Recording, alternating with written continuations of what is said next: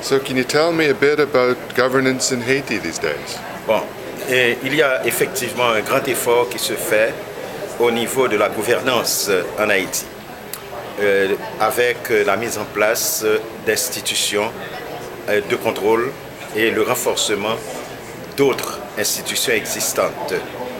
Notamment, il y a la création en 2004 de l'unité de lutte contre la corruption, qui travaille pour, selon 3 grands axes. Un axe préventif qui consiste à faire des campagnes d'éducation, de formation, d'agir sur les mentalités afin que les gens puissent voir la corruption sous un autre œil, voir la corruption dans le sens de dommage pour le développement, la modernisation et le progrès de ce pays. Le deuxième axe, c'est que nous avons entrepris la refonte du cadre légal en tout ce qui regarde la lutte contre la corruption.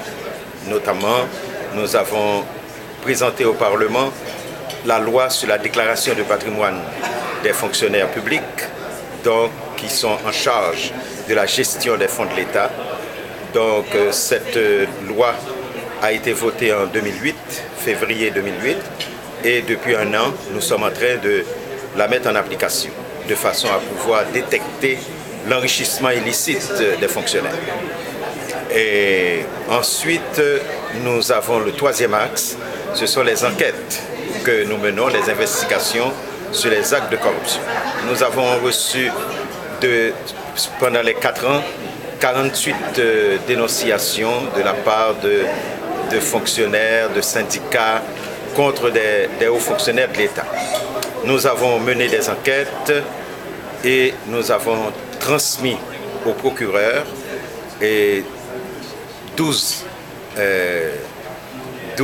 dossiers, et dont 2 ont eu un arrêt de débat prononcé par la Cour des comptes, qui est responsable des fonctionnaires. Il y en a un autre pour l'Office national d'assurance qui est en prison actuellement, un directeur général. Donc, parce que il a dilapidé plus de 100 millions de gourdes. Donc, tout ceci montre l'efficacité du travail de lutte contre la corruption. Et pour la bonne gouvernance, eh bien, il y a un effort de transparence qui se fait. Bon, si vous allez sur le site du ministère de l'Économie et des Finances, vous allez trouver le tableau des opérations financières, vous allez trouver des informations concernant l'exécution du budget. Et nous-mêmes, au niveau de l'ULCC, l'unité de lutte contre la corruption, nous avons un contrôle en temps réel avec un système de management financier intégré pour pouvoir vérifier les dépenses journalières de 41 administrations centrales. Donc, c'est pour vous dire qu'en matière de gouvernance, il y a de très grands efforts qui se font.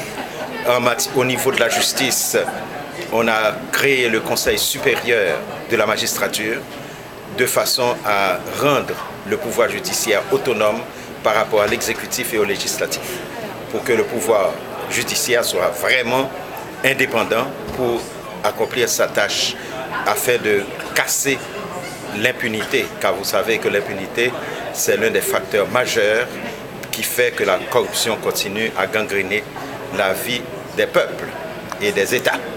Je pense que ça suffit.